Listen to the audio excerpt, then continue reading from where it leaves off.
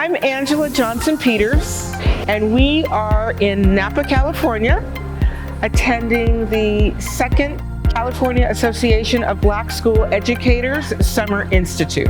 And it started with a whole series of plenary discussions and workshops. The topic of the Summer Institute is implicit bias and the de-education of Black boys. And what we wanted to do was provide a day of conversations and workshops matching or discussing how implicit bias not only impacts young Black boys, but what is the antidote and the remedy. We studied over 167 schools that are achieving this kind of success for all demographic groups. But here's the thing. In not one of them do we see that kind of success in the absence of leaders who are convinced that Black students can excel. Okay? Leadership is non-negotiable. We also talked about the implementation of Black student achievement plans. But students are typically telling me they haven't been, especially coming out of the pandemic, they have not been on a college campus since 5th grade, since 6th grade. And then what we understand is that level of exposure. When they get to a college campus and they feel like they can be a part of a college campus, yeah, I can go here. And that's usually our outcome when we go on college tours.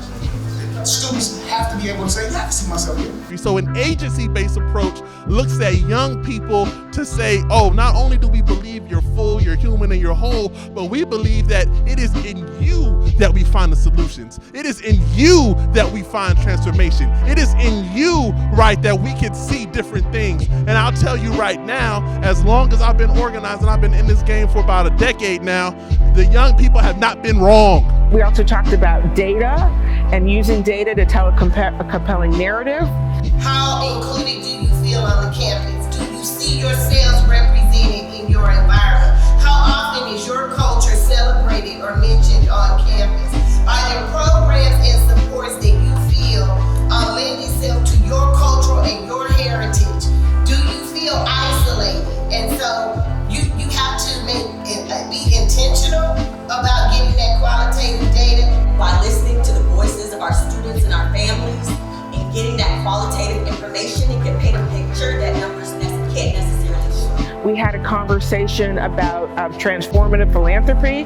Foundations are just, there's that like little middle space, that convener we often get called to bring and bridge, but sometimes we don't want to bridge because the vision for change doesn't always match what families and communities are asking.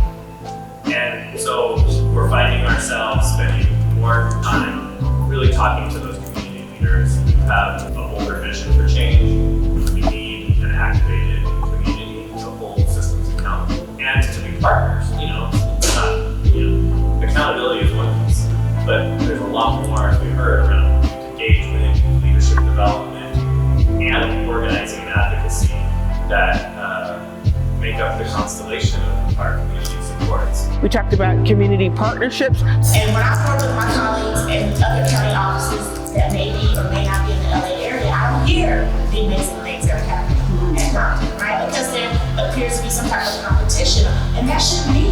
We're talking about the same children. Right now is the time. So we want to make sure you have the resources and the tools.